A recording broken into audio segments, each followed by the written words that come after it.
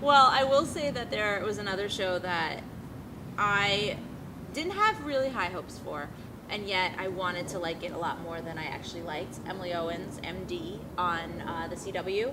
I really like the actors, like pretty much across the board. I really like everybody that's involved in the show. And I will be honest, I'm not a medical drama person. Like, I don't watch them. I maybe underestimated this show because it was on the CW and thought they wouldn't show a whole lot of the cutting and the surgery and the bloody gore, whatever. They did. But that honestly was not even what disappointed me about the show. What I felt was, all the last few months, especially since the last TCA, Mark Pedowitz was talking about how, he has this vision for what the network is, and he loves certain character dramas, and he wanted to age up the network a little bit. And I felt like with the show at Emily Owens, you really have that opportunity because you're seeing young people, but in a very professional environment. And yet the product they actually gave us sounds like it's speaking to an 11-year-old. It sounds like it's a medical procedural for a little kid who may say, she's cool, I want to be a doctor someday. And my reasoning for that is because of the voiceover. I will call this show Voiceover MD from now on, because let's face it, Meryl Streep's daughter can act. Let's just face it. You see it on her face, what she's feeling. She is a good actor. She may be the best actor the CW has. And yet they give her these little thought bubble voiceovers that you just don't need. And they sound silly coming out of her mouth. They sound like one of those girls who is trying, I keep saying so they sound like that though. One of those younger, trying to be something that she's not.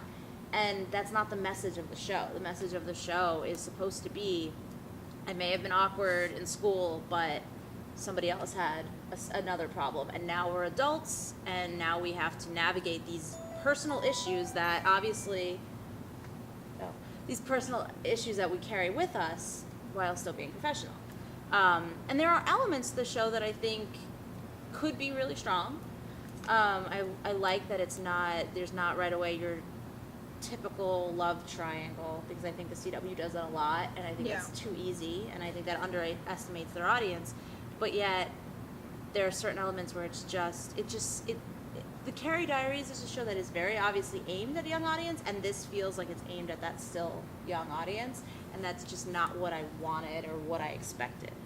See, I don't watch a lot of medical shows, but I've watched several, I've watched Shonda shows, and I've been a little bit less religious with Grey's Anatomy in the recent years, but it felt like very much a Grey's Anatomy redux, except for if Izzy was perhaps the lead instead of Meredith, because she's more perky than Meredith ever is, or was.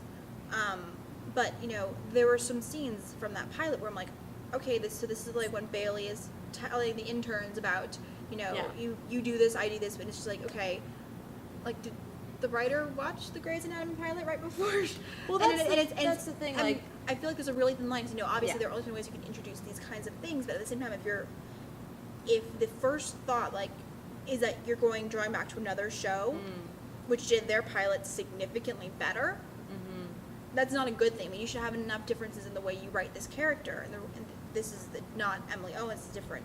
Her boss. It's you should have enough differences that these characters are not the same. They're not giving basically the same speech as, they're walking and talking throughout the hospital. But I also think that might be a case of the other characters weren't fleshed out enough in the pilot, because you have archetypes of characters,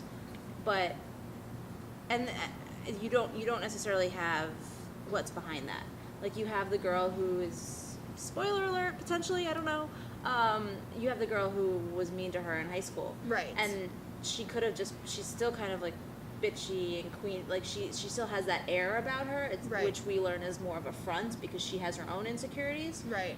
But we don't learn about those insecurities through seeing her act in any way. Right. We learn about them through her telling her in an expositional monologue, which also annoyed me, because I will say that by the end of the pilot, if you've come to some sort of understanding with the mean girl is really jealous of you, and so she's maybe not going to be mean anymore, where do you go from there? What is the conflict? Yeah.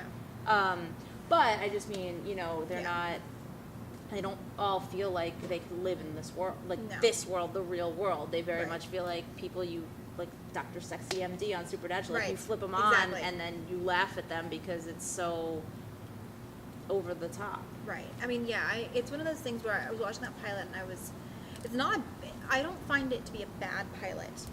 I'm very curious how it's going to work back to back with Heart of Dixie, which a show you and I both adore. But- and I'm not sure if that's the best pairing or the worst pairing possible, because in many ways there are a lot of similarities. I think Heart of Dixie does it better. So I'm very curious to see if that's way too much of, pretty girl doctor, and not because she's a girl, not because she's pretty, but just because there are very many similarities between Yeah. a girl who has a crush, who the way they've got similarities in how they kind of deal with their crush, in the flailing. But not that's literally. exactly So- it, because like the way that Zoe in Heart of Dixie deals with it is, I mean, she's a little emotionally stunted, but she's mature enough in Right. the sense that like she's going after the relationship. Like, she took a big step with Wade, which I'm sure she will pretend never happened in the season premiere. Because it's but not who she wanted. right, but I mean, but she's still more active and more Right. No, yeah. grown up in that Yeah. sense. Whereas I feel like with Emily Owens, they're writing a character who is like the never been kissed type of character. Like, whether she's emotionally stunted or whether she's just,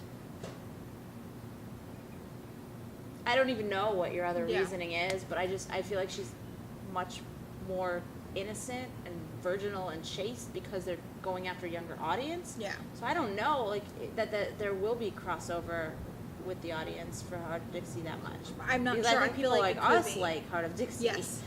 But I don't know that our age group, our demographic, will want to watch Emily Owens. I don't know. And that's why I was disappointed with it, because I thought that, it could be a way for them to tap into a previously unexplored market on that network. Right.